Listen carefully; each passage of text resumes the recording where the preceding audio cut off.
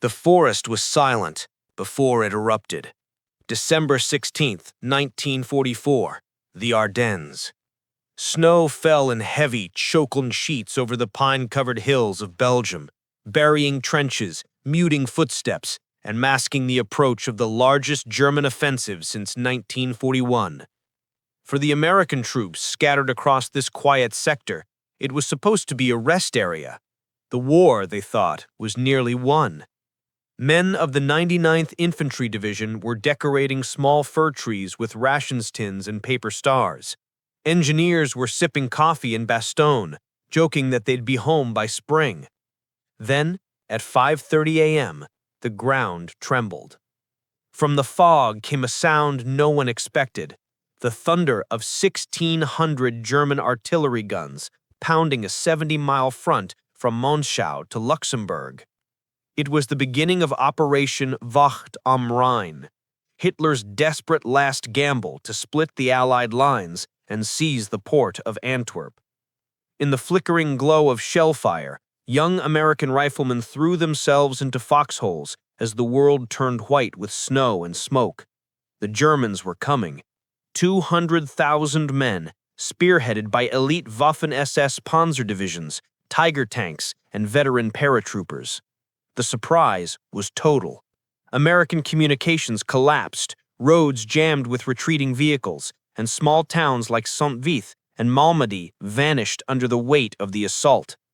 The Wehrmacht's objective was clear: drive a steel wedge through the thinly held Ardennes and crush the Allied spirit once and for all. For days, the U.S. Army reeled backward. Entire units were cut off or surrounded. At Bastogne, the 101st Airborne held on in freezing isolation. Along the Elsenborn Ridge, the 2nd and 99th Divisions braced for annihilation. And yet, amid the chaos and retreat, one thing began to shift the balance. Not a tank, not a plane, but a rifle. The M1 Garand, standard issue to nearly every American infantryman, was about to prove itself in the worst conditions imaginable. Designed by John C. Garand, a quiet engineer from Massachusetts, it was the first semi-automatic rifle ever mass-issued to an army.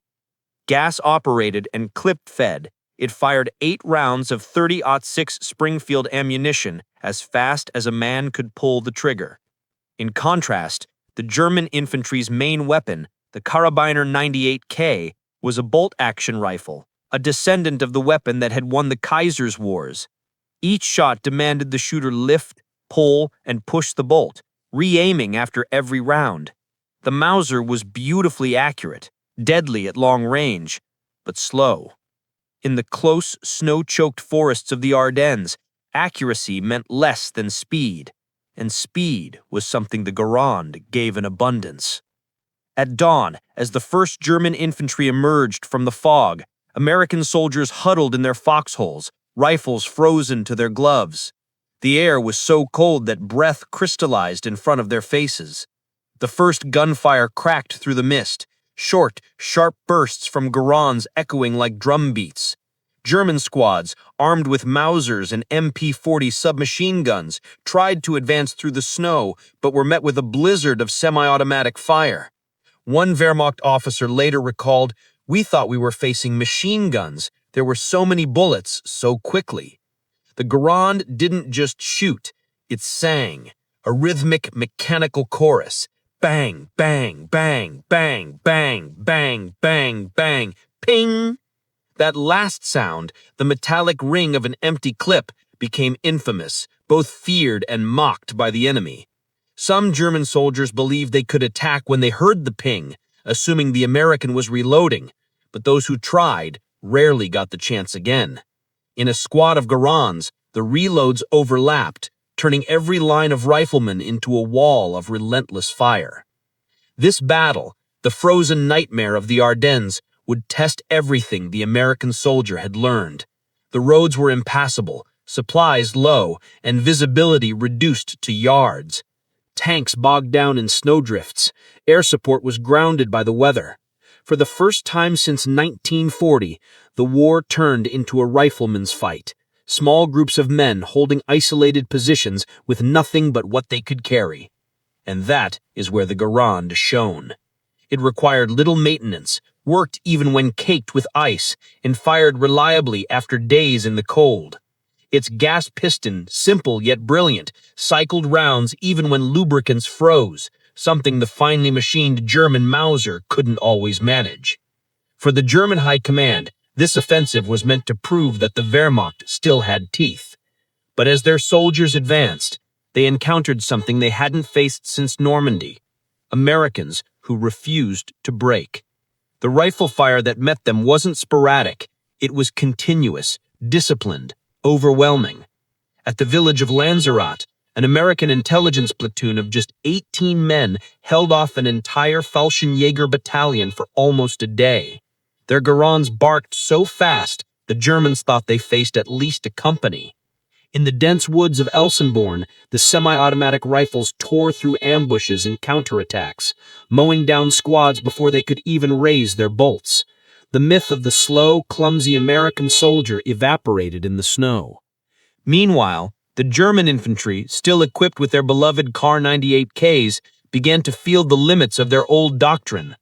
The bolt-action rifle demanded precision, patience, and clear lines of sight, luxuries the Ardennes did not provide. As machine guns jammed in the cold and ammunition ran short, German squads found themselves pinned by ordinary U.S. riflemen. The tables had turned.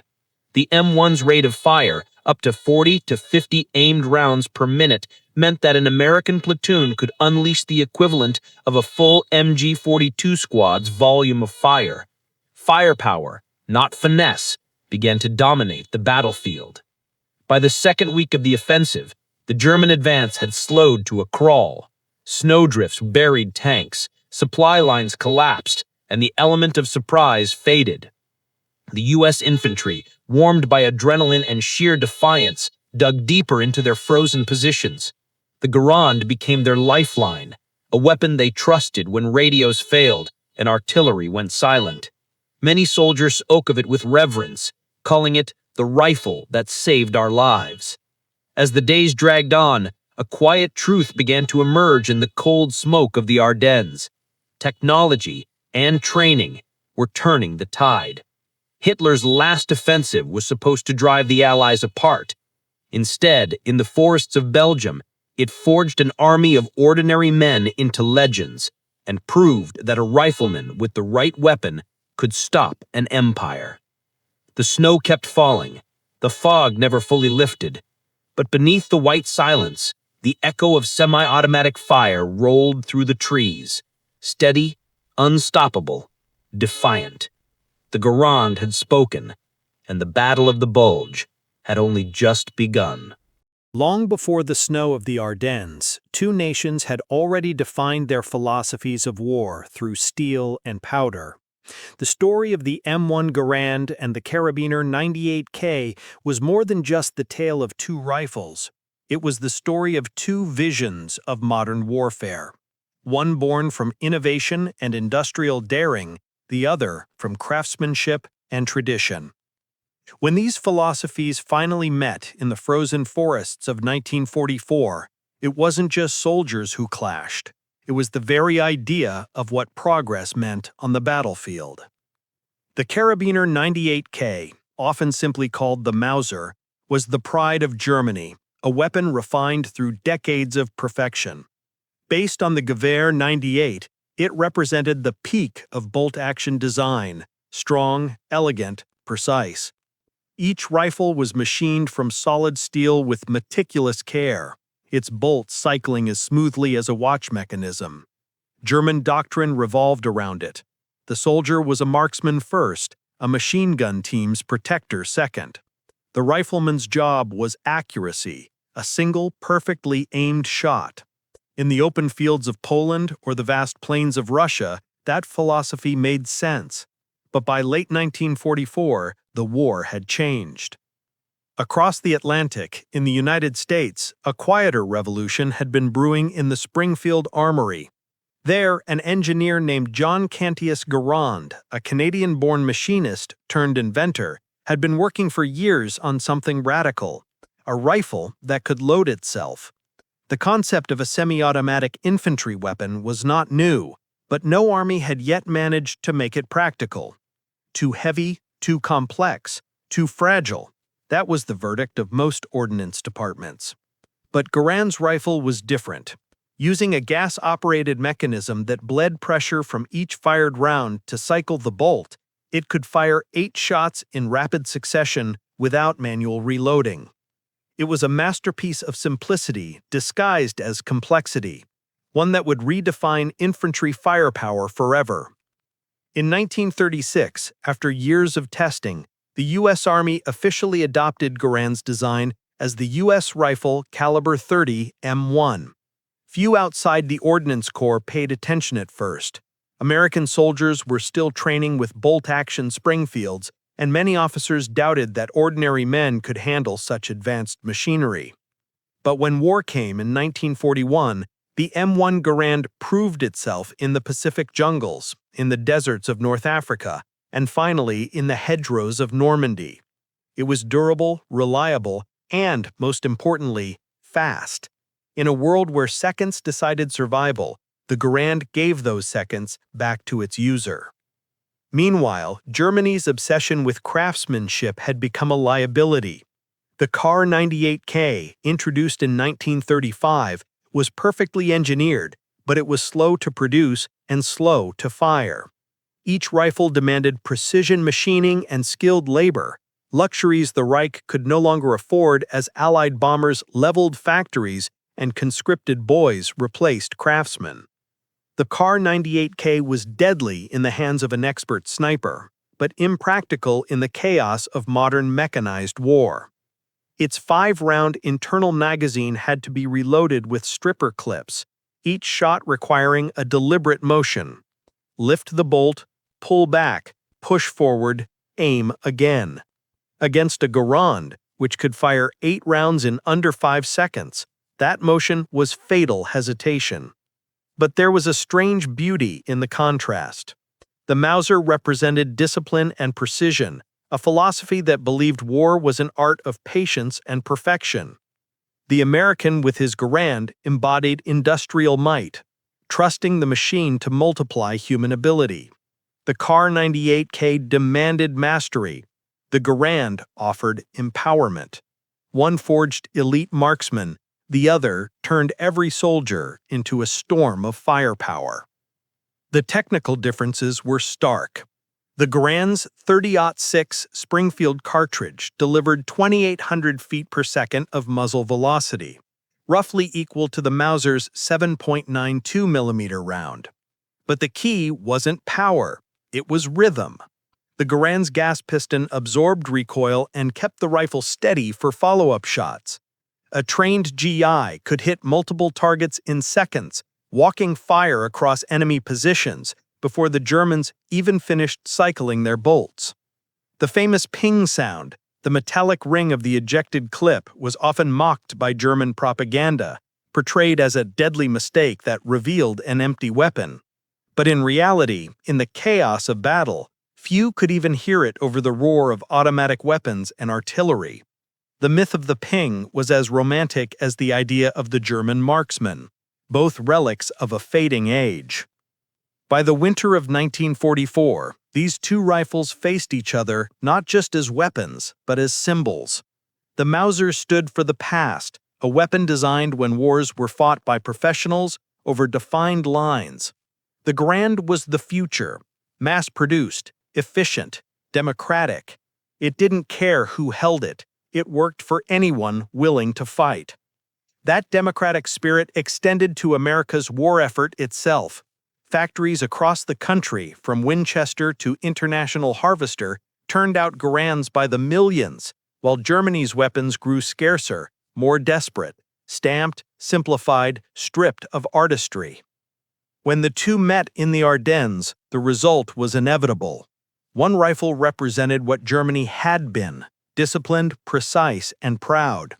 The other represented what America had become, fast, adaptable, and unstoppable. The M1 Garand wasn't just a better weapon, it was a better philosophy. Yet, the contrast wasn't merely technological, it was psychological. For German soldiers, facing men who could unleash an almost continuous stream of fire was demoralizing. For Americans, the Garand was confidence in steel form, the sound of self-reliance, the rhythm of victory. As one veteran of the 101st Airborne later said, "When the Garand started firing, it felt like the whole forest belonged to us." By the time Hitler's tanks rolled into Belgium, that confidence would be tested in the snow. The men who carried Garands would find themselves surrounded, outnumbered, and freezing, but their rifles would keep firing long before hope began to die. The coming weeks would prove beyond question that sometimes the difference between defeat and defiance lies in the hands of the man holding the better weapon. The snow would soon run red, the bolts would freeze, and the pines of Ardennes would echo with the clash of philosophies made iron. The Mauser had once conquered Europe. The Garand was about to avenge it. The first shots echoed through the fog like cracks in ice. It was December 17th, 1944, the second day of the Battle of the Bulge, and the Ardennes forest had turned into a white inferno. Snow muffled sound, but not death. American riflemen, cold and exhausted, huddled in foxholes dug into frozen earth, their breath turning to frost on their collars. Across the misty fields, the black crosses of German tanks loomed through the haze. The Waffen-SS were coming, confident, ruthless, and convinced that the surprise was theirs. But what they didn't expect was the sheer defiance of the men waiting for them, clutching their M1 Garands like lifelines. At Elsenborn Ridge, where the 2nd and 99th Infantry Divisions anchored the northern flank, the German 6th Panzer Army hurled its elite at the line. King Tigers and Panzer Grenadiers rolled forward, cutting through snowdrifts, their boots crunching in the silence before the storm. Then, from the ridge above, came the sudden roar of rifle fire, fast, rhythmic, unrelenting. The Garands spoke as one. 8 round clips spat brass into the snow. The sound of ping, ping, ping carried on the wind. German officers, accustomed to the slower tempo of bolt-action exchanges, were stunned. It was as if the Americans had 10 rifles for every man, one survivor of the 12th SS Panzer Division Hitlerjugend recalled. We could not raise our heads without being hit. The American line was thin, often just a few dozen men holding a stretch meant for hundreds, but their firepower compensated for their lack of numbers. The Garand's semi-automatic action allowed soldiers to keep enemies pinned with accurate, sustained fire. When the Germans paused to cycle their Kar98ks, American riflemen were already firing their 3rd or 4th shot. At close range, this difference was devastating. Patrols that tried to rush U.S. positions found themselves mowed down before closing 50 yards. The woods erupted in constant flashes, muzzle bursts lighting up the snow like lightning. Farther south, near Bastogne, the 101st Airborne Division had been encircled. Supplies were scarce, temperatures plunged below freezing, and the skies were too stormy for air support. Yet inside that pocket of defiance, the Garand again proved its worth. When German infantry advanced through the fog toward the perimeter, the paratroopers' rifles snapped to life. They fired in controlled bursts, alternating reloads, keeping the attack under a curtain of bullets. A sergeant from Easy Company later said, "They thought we had machine guns. We didn't. We just had Garands, and we used them like one." The sound of the weapon became a kind of psychological warfare. Germans described it as mechanical rain. The cadence of semi-automatic fire echoed through valleys, bouncing off the trees, making it impossible to tell how many Americans were shooting. Even when ammunition ran low, GIs fired single rounds in rhythm to maintain the illusion of endless strength. The constant pressure broke assaults before they even began. For an army that thrives on momentum, the German offensive was being bled dry by riflemen in frozen trenches. Not every engagement was a victory. The weather was merciless. Garands froze if not cleaned, bolts jammed with ice. But soldiers learned to keep them warm, wrapping their rifles in blankets at night, rubbing the metal with their hands to keep frost away. Maintenance was simple, repairs quick. German soldiers struggled to reload their Kar98ks with stiff fingers, while Americans could slam in a clip even in darkness. Each rifle became an extension of its owner's will, a partner in survival. In the battle's deadliest moments, the Garand's edge turned the tide. At St. Vith, elements of the 7th Armored Division and scattered infantry units fought a desperate delaying action. They were outgunned and outnumbered, but every man with a Garand poured fire into advancing Panzer Grenadiers. The Mauser's precision meant little against the storm of 30-06 rounds flying through the air. German platoons reported casualty rates of 50% in some assaults before even reaching American lines. The Waffen-SS, trained to fight offensively, were forced to dig in defensively for the first time in the campaign. Perhaps nowhere did the rifle's power show clearer than at Elsenborn, where the 2nd Division's rifle companies held against wave after wave of German armor. When tanks approached, the infantry focused their Garands on supporting infantry, cutting them down and leaving the panzers blind and isolated. The tanks couldn't move without their infantry, Lieutenant recalled, so we took their legs out from under them. When German prisoners were interrogated later, they expressed disbelief. One officer said, "You Americans must have had automatic rifles for every man."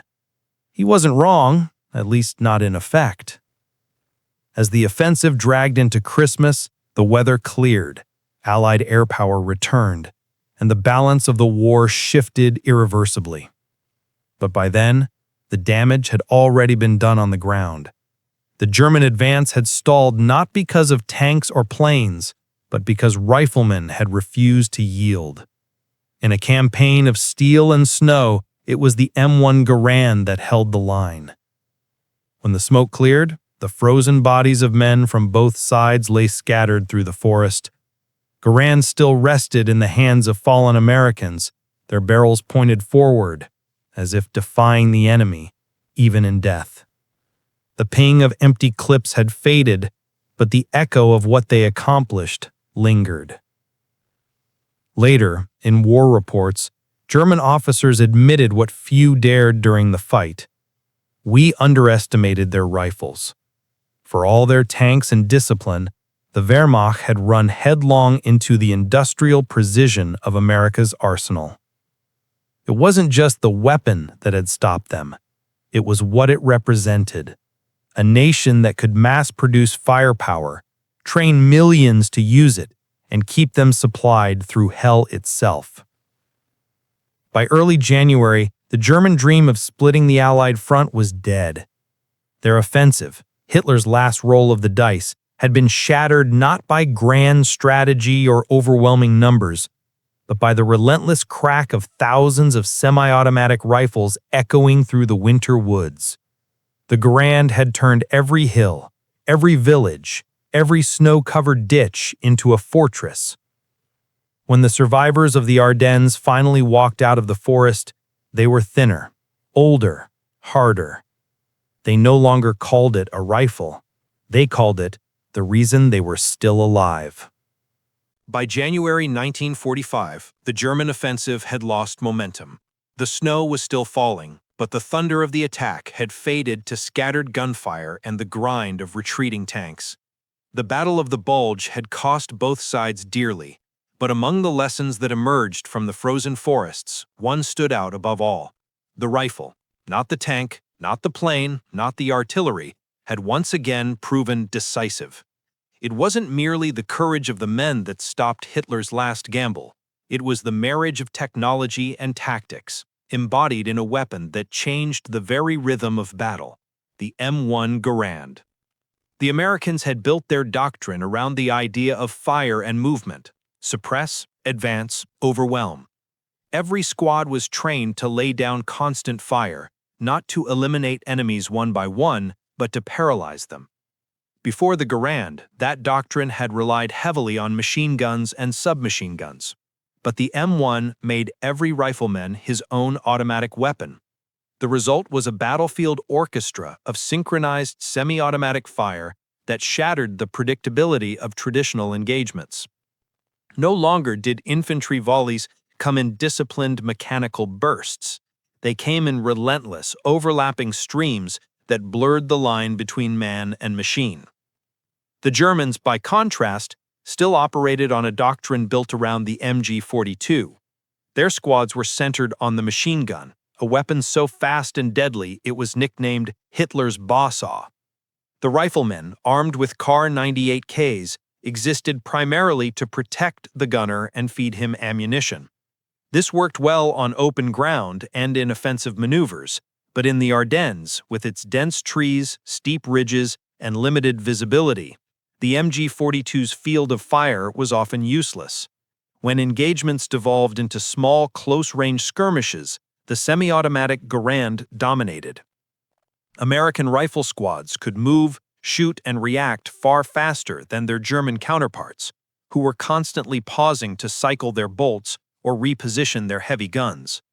The difference in rate of fire was staggering. The M1 Garand could deliver 40 to 50 aimed rounds per minute. The Kar98k, in ideal conditions, managed about 15. That meant that a U.S. rifle squad could produce triple the firepower of an equivalent German unit. Multiply that across hundreds of engagements, and the tactical advantage becomes overwhelming. As historian Stephen Ambrose later wrote, it was as if every American infantryman carried a light machine gun. But it wasn't just speed, it was reliability. In the sub-zero temperatures of the Ardennes, oil turned to sludge and moving parts froze solid. The Garand's gas-operated piston system kept it cycling even when half buried in snow, while the Kar98k's finely machined bolt sometimes seized when moisture froze inside. German engineers had designed their rifle for precision. American engineers had designed theirs for war. One weapon was a marksman's masterpiece, the other a soldier's companion. And in the mud, blood, and cold, the companion won. The psychological effect was equally important. German troops raised on propaganda about American inferiority were stunned by the discipline and volume of U.S. fire. One after-action report from a captured Wehrmacht lieutenant described the experience. "We thought we were attacking small patrols. Instead, every bush fired back. The snow exploded around us before we saw where the enemy was. It was impossible to advance." The myth of the mechanically inferior American died in the snow. For the GIs, the Garand became more than a weapon. It was morale itself. The ping of an empty clip wasn't a weakness, it was a heartbeat. It meant the rifle had done its job. Squads developed an instinctive rhythm, one man reloading while others fired, maintaining a ceaseless wall of lead. This constant firepower gave commanders confidence to hold positions that would have been suicidal with bolt actions. At Elsenborn Ridge, a thin line of riflemen stopped 4 full panzer divisions, not with armor, but with sustained rifle fire and artillery coordination. The M1 turned defense into offense.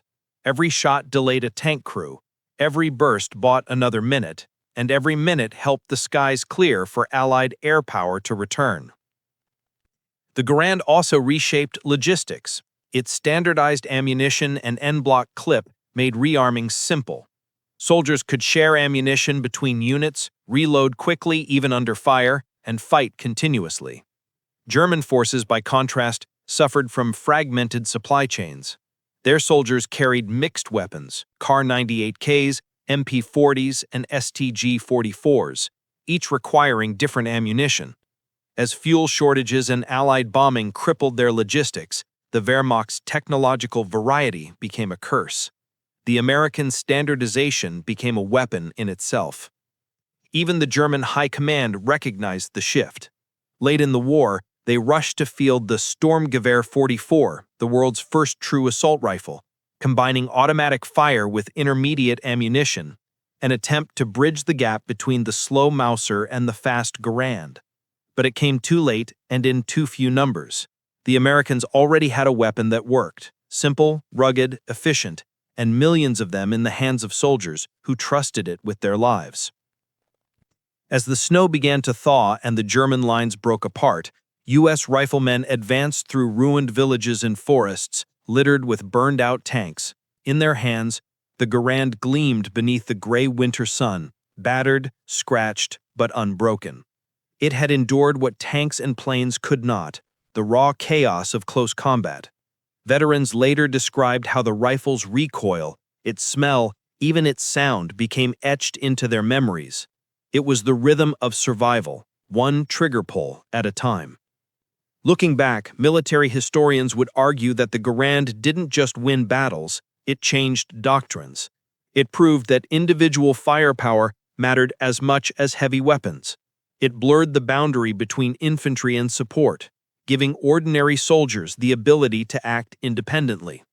In that sense, the Garand was the first modern rifle, the ancestor of every weapon that followed, from the M14 to the M16 and beyond. As Hitler's offensive collapsed and the remnants of his army limped back toward the Rhine, they left behind more than just destroyed tanks and frozen bodies. They left behind the death of an idea, that craftsmanship could defeat mass innovation, that discipline could outlast adaptability. In the Ardennes, the Garand and the Kar98k had settled that argument once and for all. As one American colonel summed it up after the battle, "They had better tanks, we had better men, and the men had the Garand." By January's end, the forest was silent again. But buried beneath the snow and steel was the story of a revolution, one forged not in factories alone, but in the frozen hands of soldiers who proved that technology, when matched with courage, could change the course of history. When the guns finally fell silent in May 1945, the shattered towns of Europe stood as mute witnesses to a new kind of war, one in which industry, ingenuity, and the will of ordinary soldiers had triumphed over ideology and empire. Among the millions of spent cartridges that littered the roads from Normandy to Berlin, one sound echoed in memory above all others: the metallic ping of an empty M1 Garand clip. It had become more than a weapon. It was the anthem of liberation. The Battle of the Bulge had proven that the rifle could still decide the fate of armies. The Garand semi-automatic action had given American infantry a decisive edge in the most desperate winter of the war. When historians looked back on those freezing days in December 1944, they realized the battle wasn't just the last German offensive, it was the ultimate test of 20th century small arms philosophy. Precision craftsmanship had met mass production, and the latter had prevailed. The war of gentlemen and marksmen had ended. The era of industrial warfare had begun. In Washington, General George S. Patton, who had seen the weapon's effect firsthand, famously called the M1 Garand the greatest battle implement ever devised. It was not hyperbole. The rifle embodied everything America had become during the war: pragmatic, relentless, efficient. It was simple enough for a farm boy to use, powerful enough to stand toe-to-toe with any enemy weapon, and durable enough to survive any climate, from the jungles of Guadalcanal to the snows of Bastogne. The Garand didn't just win battles, it built confidence. For millions of soldiers, it was the sound of equality on the battlefield. Every man, regardless of rank or background, armed with the same weapon, capable of the same courage. Its influence outlived the war. When the U.S. Army restructured for the Cold War, the lessons of the Garand shaped everything that followed. The M14, adopted in the late 1950s, was little more than a refined Garand, lighter, faster, fitted for the age of NATO. Even the M16 and its descendants carried its DNA: lightweight, semi-automatic or automatic fire, built for mobility and volume rather than weight and ceremony. The Garand had redefined what firepower meant, not the raw strength of explosives, but the precision and persistence of the human trigger finger multiplied by technology. But its legacy extended beyond America's borders. Captured Garands were studied by the Soviets, the British, and even post-war German engineers. The idea of a standard self-loading rifle for every soldier became the foundation of modern military doctrine. The AK-47, the FNAL, the G3, all owed part of their existence to the revelation born in the snows of Ardennes, that a soldier who could shoot twice as fast could change history. For the men who carried it, the Garand's legacy was personal. Decades later, veterans of the 101st Airborne and 1st Infantry Division would gather at reunions and recall the rhythm of its recoil, the weight of its walnut stock, the smell of burned powder on a cold morning. One former sergeant, when asked what he remembered most about Bastogne, smiled faintly and said, "That rifle never let me down, not once." Another, a machine gunner who had been issued a Garand when his crew was wiped out, said simply, "It made me feel like I could hold the world back." The rifle also carried a moral legacy. It symbolized the strength of a democratic army, an army of citizens, not conquerors. Where Germany had built a war machine on hierarchy and precision, America had built one on trust and technology. The Garand was the perfect expression of that faith, a weapon designed not for elite marksmen, but for everyone. In the hands of a kid from Kansas or a factory worker from Detroit, it turned courage into consequence. Even as new weapons replaced it, the Garand refused to fade quietly. It served again in Korea, where its power and reliability earned renewed respect among frozen ridges and rice paddies. Later, in the hands of allies from Greece to South Vietnam, it continued to fight for decades. In many places, it remains in ceremonial service today, its distinctive shape and sound preserved in honor guards and rifle salutes, a symbol of the generation that freed the world. Historians still debate what single invention defined the Second World War: the tank, the airplane, the radar, the atomic bomb. Yet among soldiers, the answer is often simpler. It was the rifle that gave them a fighting chance. The Garand didn't alter geopolitics or invent a new era of warfare. It gave a voice to the men who carried the burden of freedom, one shot at a time. When the last veterans of the Bulge passed into memory, their rifles were often buried or donated to museums, but some families still keep them, oiled and silent in wooden cases, relics not of destruction, but of survival. The faded engravings on their receivers tell the story of a nation that learned to build power into the hands of its people. As one historian wrote on the 75th anniversary of the Ardennes campaign, Germany's last offensive was stopped by a generation that believed in two things: that freedom was worth freezing for, and that a rifle built in a free nation could defend it. The M1 Garand was more than a weapon. It was a declaration that progress, courage, and industry could combine to shape destiny. It was the sound of democracy made steel. And in the silent forests of Ardennes, it was the heartbeat of victory.